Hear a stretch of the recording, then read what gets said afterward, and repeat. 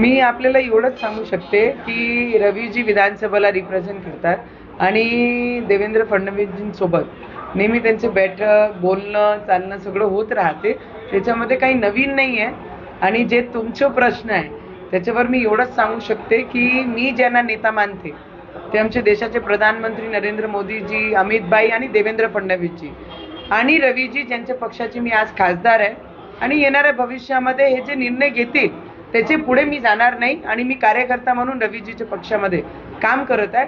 ते जे माझे कोर कमिटी, युवा स्वाभिमानचे लोक आणि आमचे ज्यांना मी नेता मानते त्यांनी जे ठरवलं त्याच्या पुढे मी काहीच सांगणार नाही. हा, मी तेच म्हणत आहे की आपलं जसं म्हणणं आहे की देवेंद्र फडणवीसजी आमच्या सोबत आहे.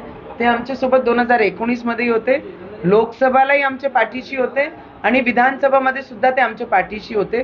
आणि त्याच्यानंतर कंटिन्यू 5 वर्ष मी एनडीए सोबत राहून त्या पार्लमेंटमध्ये प्रत्येक गोष्टीचा पाठपुरावा आणि ज्या पद्धतीने केंद्राने माझ्या जिल्ह्याला मदत केली त्याच्यासाठी मी त्यांच्यासोबत होती, आहे आणि पुढे सुद्धा राहणार. असं वाटते की माझी खुशनसीबी आहे की एवढा मोठा पक्ष आणि देशाचे प्रधानमंत्रीजी आणि अमित भाई, देवेंद्रजी माझे नावाची चर्चा या पद्धतीने करत आहे.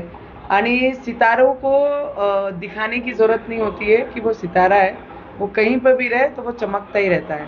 तो येणारे वेळात काळामध्ये जर त्या असे विचार करतील, मी एनडीए मध्ये असताना सुद्धा भाजपसाठी आणि एनडीए बद्दल काय पद्धतीने पार्लमेंटमध्ये आपले विचार नेहमी ठेवलेले आहे.